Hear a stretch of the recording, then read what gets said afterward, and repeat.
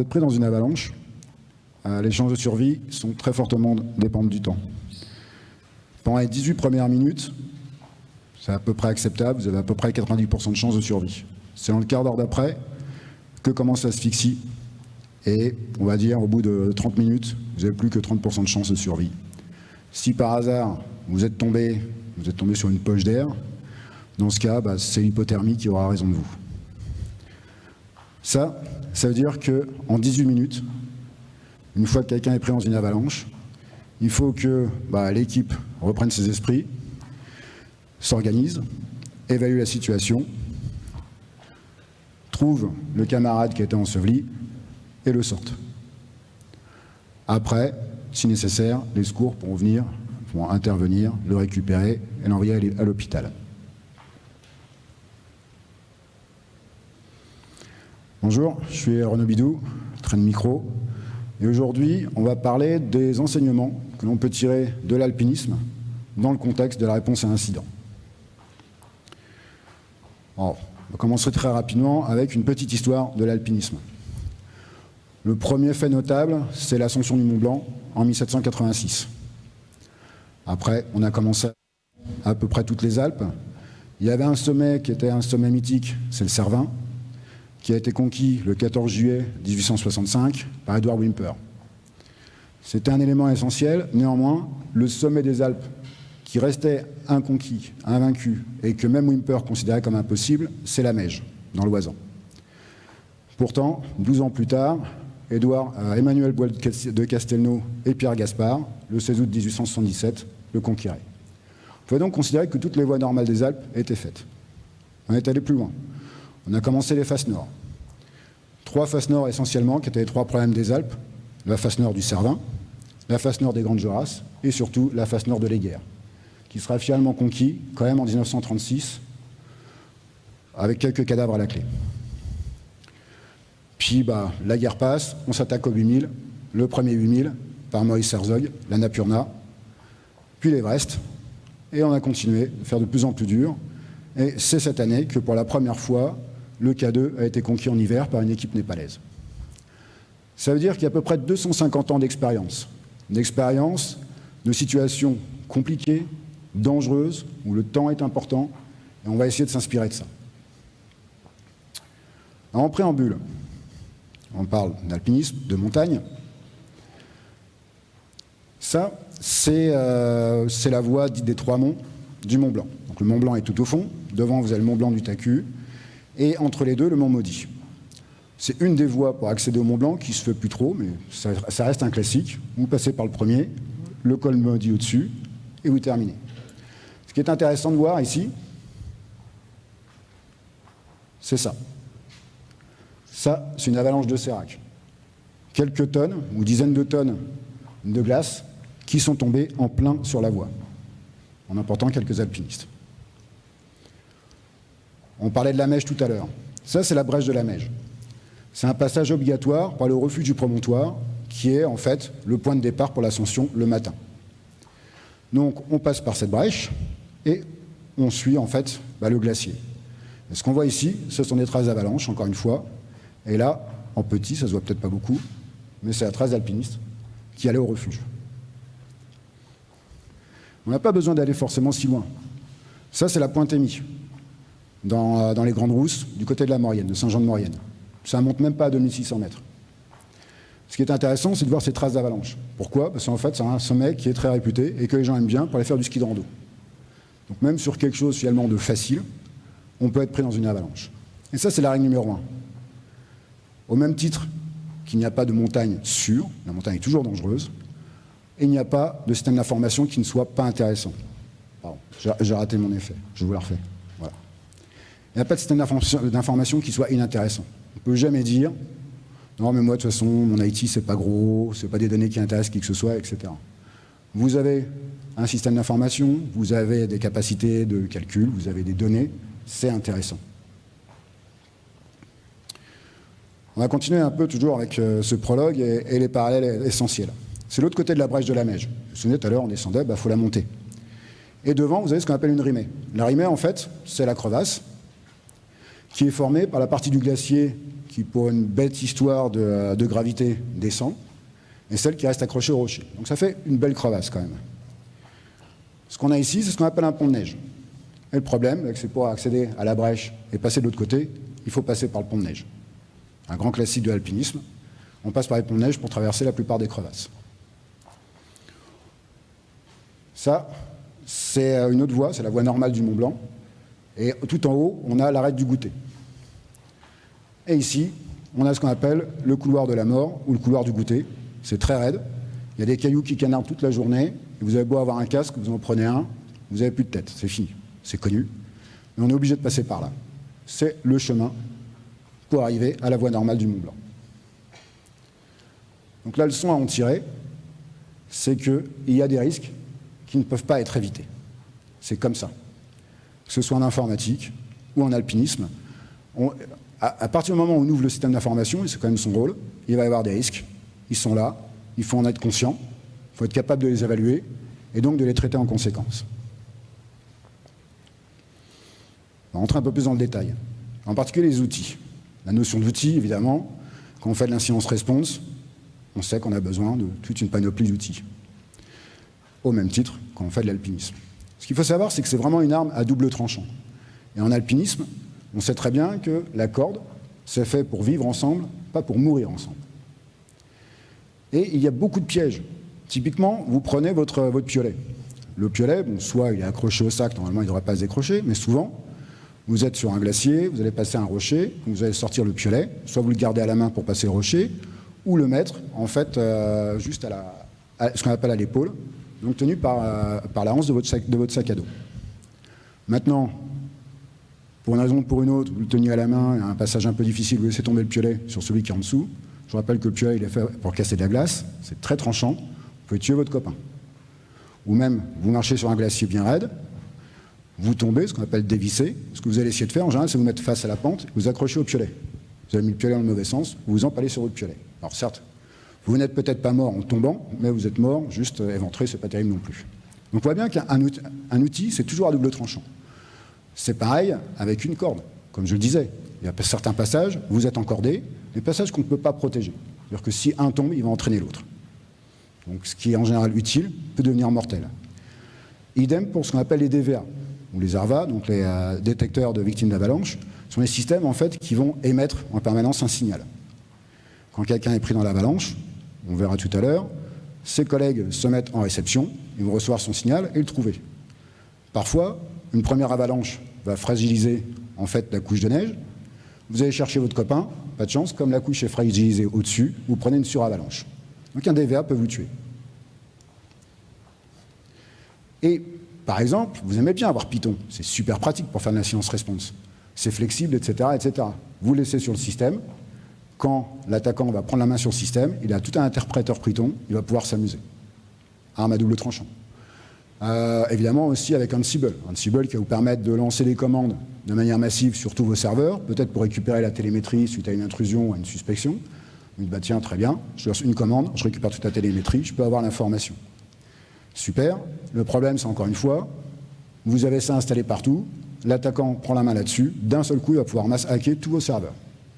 Une arme à double tranchant. Je pense qu'il n'est pas nécessaire de parler des PS Tools, évidemment, c'est génial. Vous avez déployé ça sur tous vos serveurs, un attaquant prend la main dessus, le mec récupère tout un arsenal. C'est jackpot. Donc, PowerShell, voilà, on en a besoin. Rassurez-vous, les attaquants savent très bien faire avec. Et puis, ne serait-ce que les binaires légitimes, on connaît très bien le certutils, etc.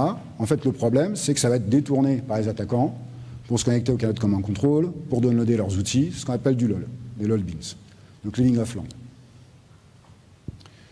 Et évidemment, vous avez aussi des sons de réseau. Les sons de réseau, on peut très bien les saturer de faux positifs. Ces faux positifs vont remonter dans votre SIEM et ça va complètement vous pourrir votre moteur de corrélation, vos scénarios. Donc les outils sont des éléments vraiment à double tranchant. Donc la règle numéro 3, c'est-à-dire qu'il faut avoir des outils, mais il faut les sécuriser, tout en les gardant à portée de main. Et c'est le plus difficile. Si on se dit, je n'installe rien sur les serveurs, quand vous avez un problème qu'il va falloir déployer, que ce soit Ansible, Python ou les PS Tools, là, ça veut dire que vous devez les avoir à portée de main, être capable de les déployer rapidement et les utiliser sans que ces mêmes opérations soient faciles pour l'attaquant.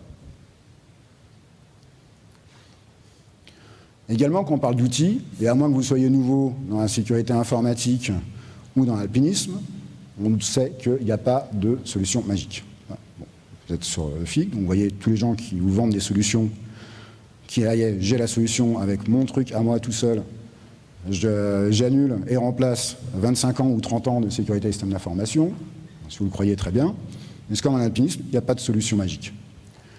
Typiquement, vous avez peut-être entendu parler de ces sacs à dos qui font 6 airbags. Vous êtes pris dans une avalanche, vous déclenchez, vous flottez au-dessus de l'avalanche. Très bien, mais c'est si vous êtes sur une avalanche de neige molle. La neige dure, elle va vous écraser, et le sérac, j'en parle même pas.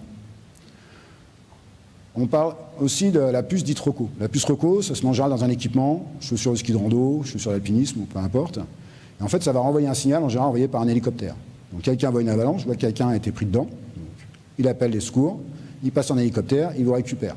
C'est très bien, mais si personne ne vous a vu, vous êtes parti tout seul, personne n'est au courant, votre puce est aussi connue pour permettre essentiellement de retrouver les cadavres. Et enfin, on parlait tout à l'heure de l'ARVA, donc le DVA, c'est très bien, mais il faut être plusieurs. Et il ne faut pas que tout le monde soit pris dans l'avalanche. Sinon, ça ne sert à rien, le signal il va continuer à émettre, personne ne l'entendra, un peu comme dans l'espace. En revanche, si vous êtes équipé d'airbag, que vous avez une puce ROCO, que vous avez un DVA et que vous n'êtes pas tout seul, vos chances de survie, elles, sont très importantes. Et c'est exactement le même principe. Il faut combiner les technologies. Alors attention, parce qu'on aime bien dire le mix des technologies, ça ne veut pas dire le mix des produits. Mais il faut être capable d'utiliser plusieurs types de technologies pour pallier les insuffisances de certaines. Typiquement, on sait très bien qu'un flux chiffré, la sonde réseau ne va rien voir. C'est pas grave, sur le poste, on va être capable de récupérer la menace, parce qu'à un moment ou à un autre, ça va se déchiffrer, et donc on va être capable de voir ce qui se passe. Qu'est-ce qu'on a d'autre de beau? Machine learning. On sait très bien que le machine learning, c'est essentiellement une source à faux positifs. Donc ça va vous saturer potentiellement votre sienne. Mais si en amont, vous avez mis des moteurs déterministes, ces vieux trucs, ces histoires de filtres statiques, de réputation, etc., de signature, vous allez dégager énormément d'informations en amont, et là, le machine learning va être pertinent. Encore une fois, on va juste combiner les technologies pour avoir un maximum d'efficacité. Sécurité périmétrique, voilà, on en fait, il en faut, de moins en moins, parce que tout est un peu explosé. Néanmoins, on sait que ça laisse des portes ouvertes, et c'est même le principe. On ferme tout sauf. Et ce sauf, c'est-à-dire porte ouverte. Donc si on veut être beaucoup plus proche de l'application, on va utiliser maintenant des technologies de type RASP. Runtime Application Safe Protection, qui sont au plus près de l'application, directement dans le code de l'application, et donc on va pallier les limitations de la sécurité périmétrique qui restent nécessaires. Il faut quand même faire un premier ménage, du clean pipe. Le phishing, on a beau faire, ça passe toujours. Voilà, c'est comme ça, bon, on en bloque, mais il y en a toujours un truc qui va passer.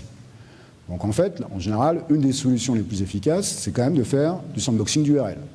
Quand un mail arrive, il y a une URL, elle va être suivie automatiquement dans une VM, qui va voir sur quoi ça mène, etc. etc. On ne peut pas tout envoyer en sandbox, sauf si vous êtes très très riche, ce qui nous arrange notre train de micro, parce qu'on en vend, donc n'hésitez pas. Mais on va faire un premier filtre avec des moteurs d'anti-phishing, très bien, ça va nettoyer, et ce qui reste, on va l'évaluer. Donc on va encore combiner les technologies, et c'est le principe. Tout ce qui est attaque de type polymorphe, alors là, tous vos filtres statiques dont je parlais tout à l'heure, ils vont rien voir. Pouf, ça va passer tout seul. En revanche, l'analyse comportementale sur le poste, on va avoir un process qui fait un certain nombre d'opérations qui, mises bout à bout, sont caractéristiques d'une action malicieuse, ça, on va être capable de l'avoir. Donc, vous voyez, les filtres qui étaient très utiles tout à l'heure, ici, vont être inutiles, et là, on va penser plutôt à l'analyse comportementale.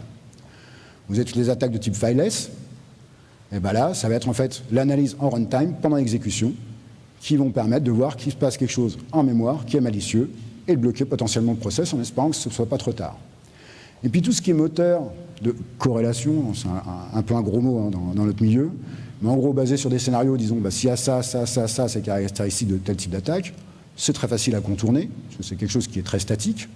Donc ça peut être en envoyant des commandes entre deux commandes pour un peu pour déstabiliser le moteur. Ça peut être utiliser des sources différentes ou même parfois le timing. Vous envoyez toutes les attaques les unes après les autres, on va attendre 5 minutes entre chaque et ça va passer tout seul. En revanche, si vous utilisez des moteurs de machine learning de type de vecteur de support, on va être capable, parce que c'est un moteur assez particulier, qui en gros va retirer tous les extrêmes du modèle. Donc, ça va permettre tout ce qui est technique d'évasion super classique et qui marche très bien contre les filtres statiques, là, ça ne va pas du tout être vu. Ça va être complètement être enlevé de l'analyse et donc on va retrouver l'attaque. Encore une fois, tout à l'heure, on a vu les faux positifs générés par le machine learning, c'est comme ça fait partie du modèle. Mais on voit bien que dans certains cas, ça va être très utile. Donc il faut cette combinaison de technologies. Après, il y a un piège, il ne faut pas non plus avoir trop d'outils. C'est pour ça que c'est toujours un jeu assez compliqué, parce que plus vous avez d'outils, plus le temps d'apprentissage pour acquérir le niveau d'expertise nécessaire va être long. Et évidemment, il y a du turnover dans les équipes, donc au final, vous allez avoir d'outils, moins finalement ces outils vont être maîtrisés. Et également, plus il y a d'outils, plus il y a de types de données. Donc on va avoir un problème de cohérence des données.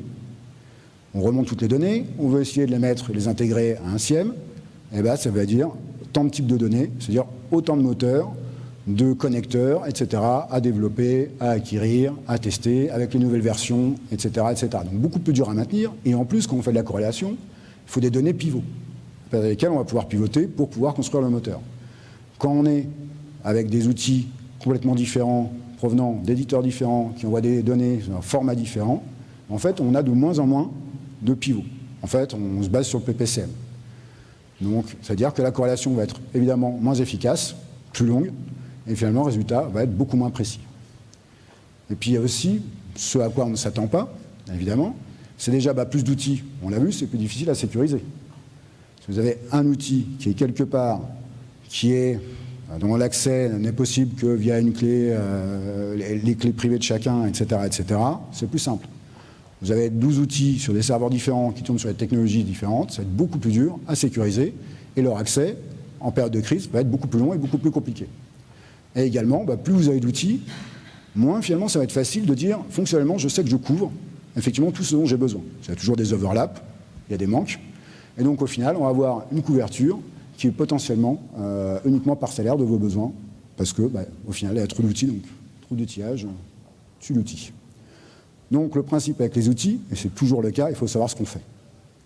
Ne croyez pas les éditeurs, je sais de quoi je parle, il faut faire votre boulot, vous connaissez vos besoins, vous allez chercher les outils qui, dans le cadre de votre système d'information, de vos besoins, de ce dont vous disposez déjà, va vous permettre de compléter, on va dire, tout votre arsenal pour lutter contre les intrusions. La communication, ça, c'est un truc assez rigolo. Bon, pas dans le cas de l'alpinisme, c'est toujours un drame. Le principe, donc imaginez, évidemment vous faites de l'alpinisme, donc vous êtes au milieu de nulle part, et quelqu'un tombe dans une crevasse. Comme vous êtes au milieu de nulle part, évidemment, il n'y a pas de réseau, il n'y a rien. Vous n'avez rien prévu, vous aviez juste votre téléphone cellulaire, et pas de chance, vous ne pouvez pas appeler les secours. Donc, vous êtes tout seul. Un autre cas, qui est encore plus dramatique, vous avez une cordée qui monte en escalade à un sommet.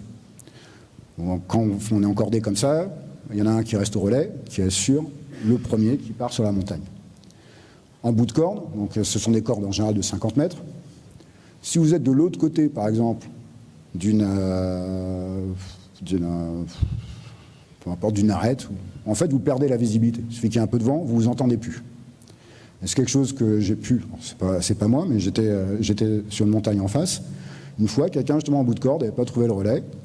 Il est tombé sur un mauvais rocher, s'est cassé la figure, tombé à l'envers, grosse chute, et son collègue n'avait plus aucune information sur lui. Il ne savait pas si le mec était juste un peu sonné et ça va aller mieux, s'il fallait appeler les secours, ou si le mec était mort, et là, le seul truc à faire, c'est de couper la corde.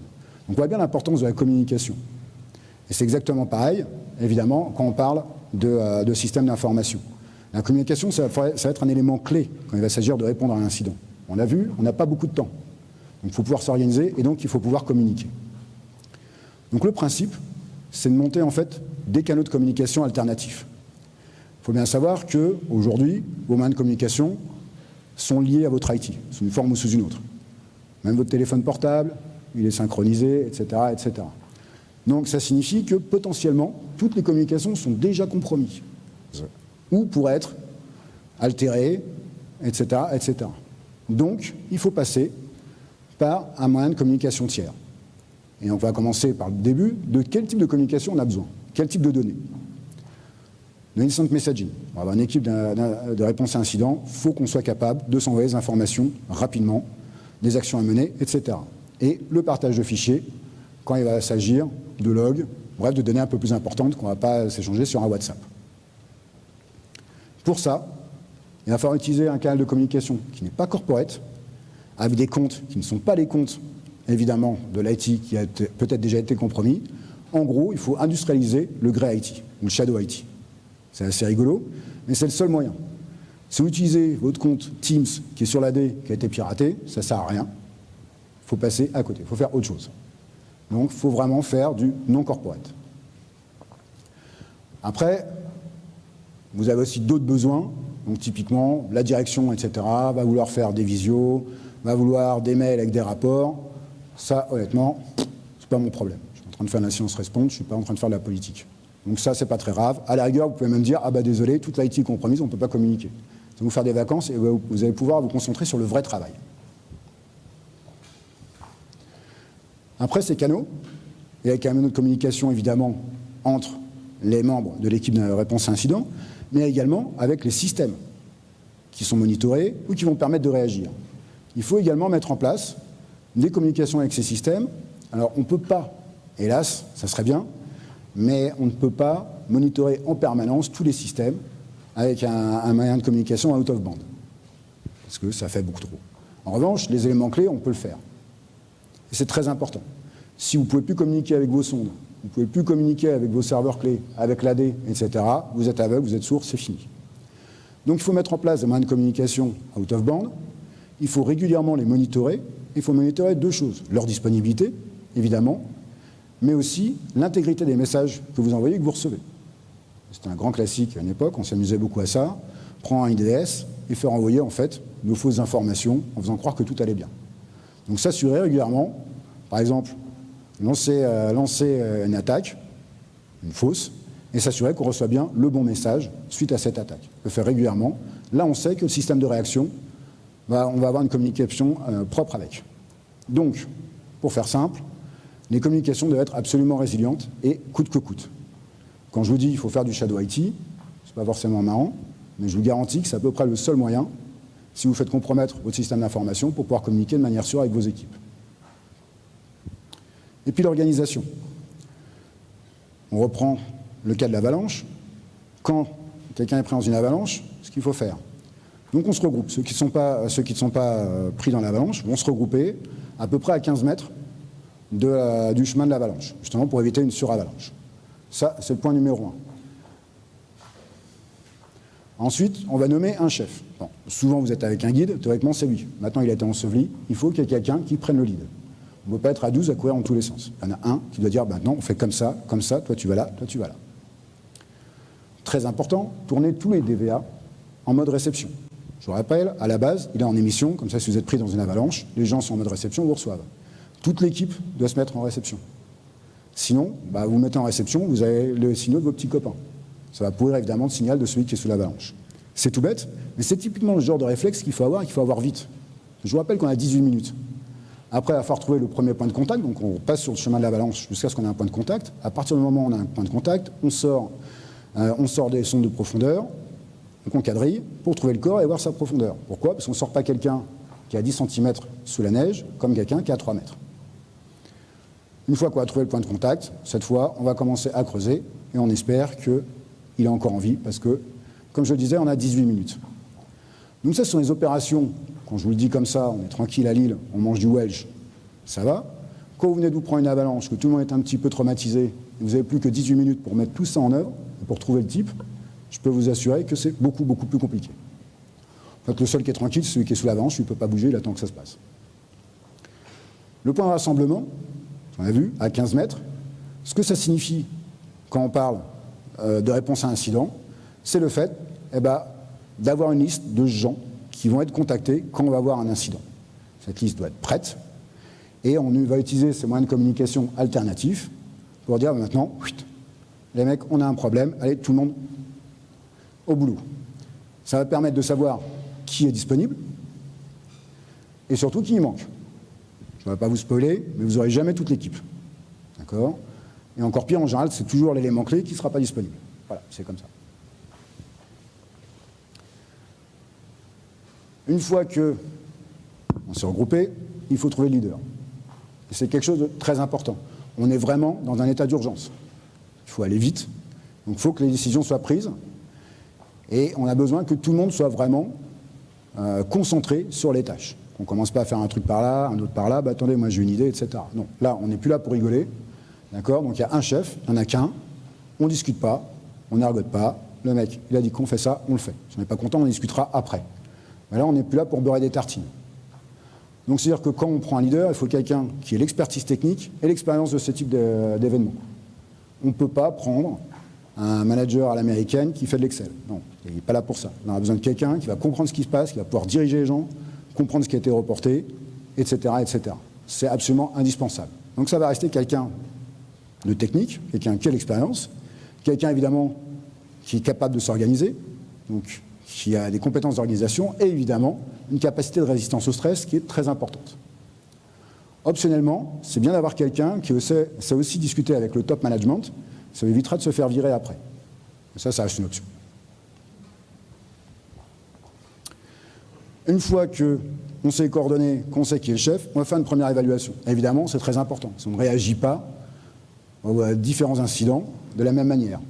Donc, quelque chose de tout bête, hein. Si on prend les cas qui peuvent arriver en alpinisme, on ne va pas réagir à une avalanche comme une chute dans une crevasse ou quelqu'un qui s'est pris un rocher sur la tête. Eh ben, c'est exactement pareil. Il faut une première évaluation, comprendre qui est la menace. Se dire, ok, on s'est pris un ransomware, ok, très bien, mais d'où ça vient? Quel est le vrai problème? Quelle est la source du problème? Et c'est exactement ça qu'il faut comprendre. Savoir si c'est un problème parce qu'il y a une vulnérabilité dans un service qui a été exploité. Est-ce que c'est quelqu'un qui a reçu un email et qui a cliqué sur l'attachement? Est-ce que c'est un compte qui a été compromis pour une raison X ou Y? Parce qu'en fait, toute la suite des opérations va être différente. Et ça, c'est quelque chose de très important. Et c'est pour ça que la communication avec les systèmes de monitoring, l'expérience du leader et les équipes va permettre de très rapidement qualifier. Je vous rappelle, on a un peu plus de 18 minutes. Mais encore une fois, il faut aller vite. Tout le temps que vous perdez, je joue contre vous. Donc la règle numéro 6, c'est on n'improvise pas. L'organisation, elle est définie, on s'est entraîné, on sait le mettre en place, on y va. C'est plus le moment pour essayer les choses. C'est pour ça que la phase de préparation est très importante. Quand on parle de préparation, ça veut dire d'abord la documentation. Oui, voilà. Je suis désolé, c'est vraiment le truc le plus embêtant dans ce métier, on le sait. D'ailleurs, on est éditeur logiciel, donc on a quelques développeurs. On connaît très bien, chez nous, le principe c'est, si tu n'aimes pas la documentation, deviens développeur. Voilà. Bon, vous ne dites pas que je vous l'ai dit, hein, c'est pas comme ça qu'on développe chez nous, bien entendu. Mais voilà, la documentation, c'est pas marrant, mais il faut y passer. Et ça, non seulement il faut le faire, tout doit être documenté et tout doit être tenu à jour. Donc qu'est-ce qu'on va documenter? Justement, les membres de l'équipe de réponse à incident. Donc voilà les différents membres, leurs adresses, leurs clés, potentiellement parce qu'on a mis des outils chiffrés dans les archives chiffrées quelque part, leur rôle et ce qu'ils sont capables de faire. Je l'ai dit, il va toujours en manquer un. Qui peut le remplacer à ce moment-là? Les canaux de communication. C'est pas au moment qu'il y a un incident que je dis, ah bah attendez les mecs, on va se faire un channel WhatsApp, et puis d'ailleurs qui est là, machin, etc. Tout doit déjà être prêt. On l'a déjà fait, avec les bons numéros de téléphone, et ça aussi c'est très important, parce que les gens partent, reviennent, changent de téléphone, le perdent, s'assurer que c'est bien à jour. Et après, de la même manière comme on a vu tout à l'heure, on va avoir les principaux scénarios de ce qui pourrait se passer, ce qui pourrait mal se passer. Les étapes clés doivent être documentées. Il faut regarder sur l'AD tel truc, il faut lancer tel outil, bref, tout doit être documenté, et pareil pour les outils. C'est pas au moment d'un incident qu'on va dire, ah bah tiens, je vais regarder un peu le manuel de l'outil, il a l'air sympa, j'ai téléchargé hier sur GitHub. Non. On sait exactement que pour telle opération, il faut faire comme ça, avec telle option, on va récupérer ça, qu'on va piper dans un autre process, etc., etc. C'est vraiment, on n'est pas là pour improviser, pour découvrir. Donc en gros, le principe, c'est de se dire, faut faire vos devoirs. Et c'est vraiment la partie la moins marrante, hein, je suis tout à fait d'accord. Le reste, toujours un peu Yukadi Yukaida, mais là, vraiment, c'est voilà, il faut faire la doc. Désolé. Et pourquoi il faut s'entraîner? On va être dans une situation où la pression va être très forte. Alors quand vous êtes en montagne, c'est une question de vie ou de mort. Quand c'est dans l'informatique, c'est votre boulot, en gros, qui a un risque. Mais ça reste quand même une pression. Dans les deux cas, de toute façon, on est dans un contexte particulièrement stressant. C'est un incident, tout le monde est en panique, donc il va falloir être prêt. Et surtout, on est dans un environnement hostile. La montagne, vous le savez, l'altitude, le froid, potentiellement le manque d'oxygène quand on va vraiment très très haut, le fait qu'on soit dans un environnement vertical, et dans l'informatique, vous êtes un milieu hostile, il y a les hackers et il y a le top management qui est juste là pour vous pourrir, il ne comprend rien de ce qui se passe. D'accord? Donc je considère aussi. Et ce qui est très important, ce qu'il faut savoir, c'est que vous avez un essai dans tous les cas.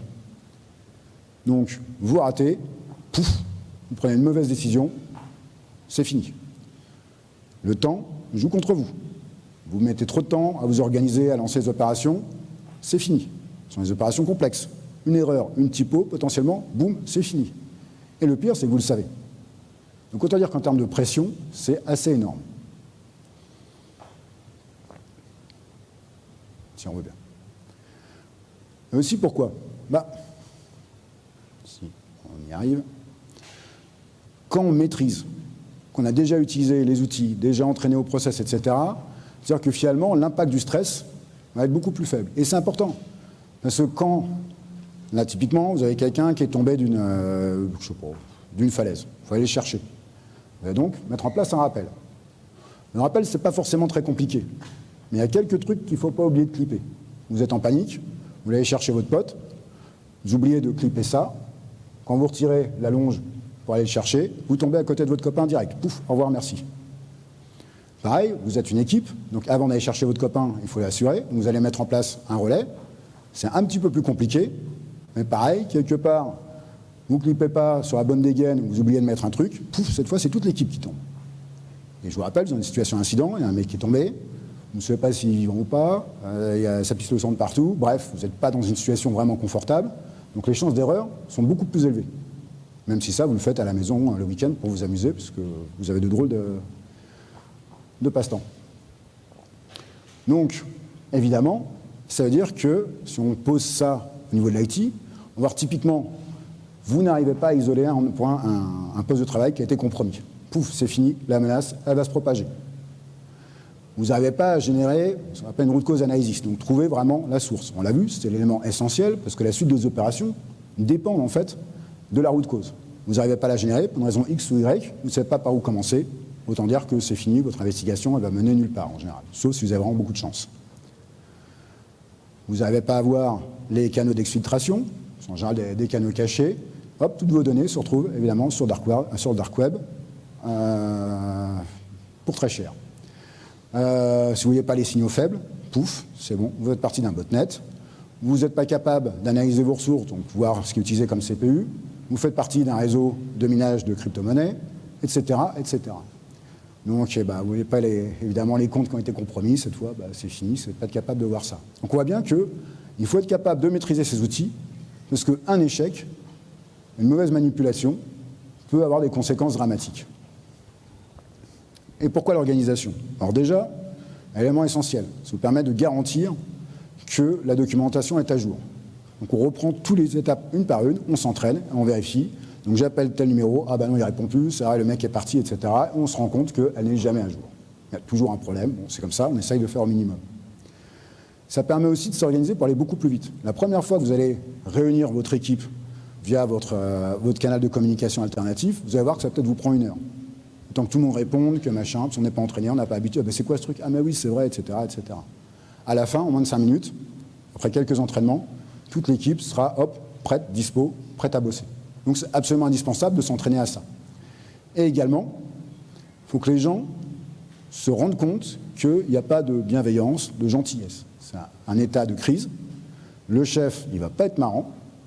Il faut apprendre à ne pas discuter et à appliquer comme ça, comme ça, comme ça. On réglera les comptes après. Alors, on n'est pas là pour discuter, il m'a dit ça méchamment, oui, écoute, hein, tu iras pleurer chez papa tout à l'heure. Donc, la règle numéro 8, qui serait presque la dernière, il faut faire en sorte qu'on n'ait pas besoin de réfléchir. Voilà. On avance, on est organisé, on applique. Comme je le disais, on a fait nos devoirs, et on n'est pas là pour innover ou pour voir si ça marche. Donc en conclusion, on a ces 8 règles. 8 règles de survie. La première, donc, il n'y a pas de montagne qui soit sûre, au même titre qu'il n'y a pas de système d'information qui soit inintéressant. Il y a des risques qui ne peuvent pas être évités. Ça fait partie de la nature du système d'information ou de la montagne. Les outils doivent être prêts et doivent être sécurisés pour pas qu'ils se retournent contre vous. Les outils d'incident response sont très puissants. Aux mains de l'attaquant, c'est un drame. Sachez ce que vous faites.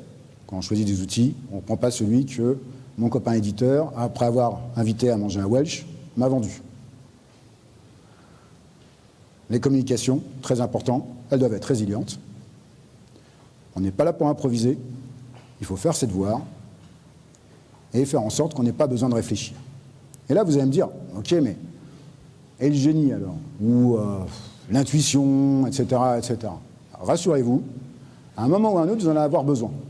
Pourquoi? Parce qu'il ne faut jamais oublier la règle numéro 0, évidemment, que tout le monde connaît, la loi de Murphy. Tout prévu, tout est documenté, vous êtes entraîné et il va y avoir un problème. Mais parce que vous êtes entraîné, parce que vous êtes expert, que vous maîtrisez tout, là, vous allez pouvoir faire usage d'intuition, de génie, de ce que vous voulez. Mais si tout n'est pas prêt en amont, autant dire que ça ne vous servira absolument à rien. Voilà, je vous remercie. J'espère que je ne vous ai pas pris trop longtemps. Je sais que c'est l'heure du déjeuner. Si vous avez des questions. Oui. Ah, pardon.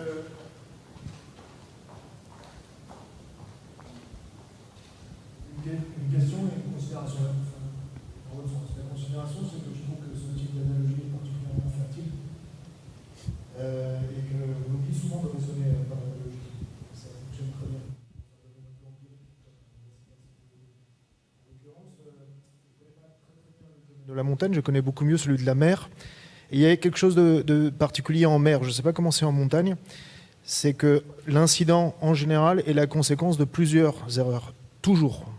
Et c'est peut-être un peu différent en montagne. Et donc peut-être que cette analogie pourrait être intéressante à creuser. En mer, quand on finit par mourir, c'est qu'on a fait plusieurs conneries. Toujours.